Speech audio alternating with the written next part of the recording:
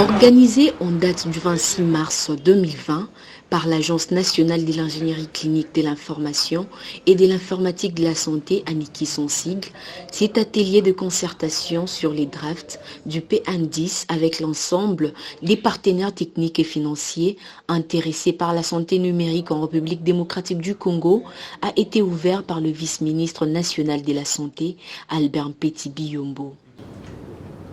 Les défis sont devant nous. L'avènement de la couverture sanitaire universelle, l'alignement des donateurs en matière d'investissement en santé numérique.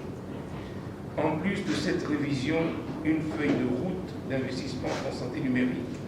sera conçue pour accélérer la couverture sanitaire universelle CSU et l'accessibilité à des soins de qualité. C'est pourquoi cet atelier, qui nous met ensemble virtuellement ce jour, a pour objectif de réunir l'ensemble des partenaires techniques et financiers de la République démocratique du Congo qui sont intéressés à intervenir dans le domaine de la santé numérique. Afin que nous puissions examiner ensemble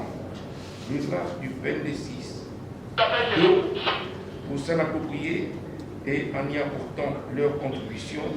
et aussi d'annoncer leur participation financière dans le reste du processus dont le budget n'est pas complètement bouclé.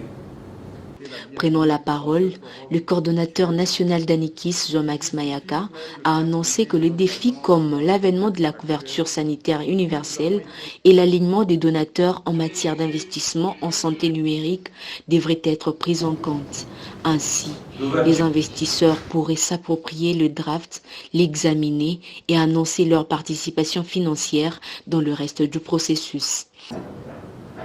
Cet atelier trouve ainsi toute sa raison d'être car nous devons fonctionner avec la vitesse du traitement des informations pour bien gérer les incidences sanitaires à travers les canaux de communication à notre portée. Ainsi, j'en appelle à tous les participants de manifester une attention soutenue dans toutes les phases de ces assises afin de pouvoir clôturer la journée avec des résolutions qui vont nous porter davantage vers la meilleure intégration du NTIC dans la santé. La RDC a décidé de réviser sa stratégie de santé numérique et de concevoir une feuille de route d'investissement en santé numérique dans le but de faire face aux nouveaux défis dans le domaine de la santé numérique et surtout sur la façon dont cette dernière peut accélérer la couverture sanitaire universelle.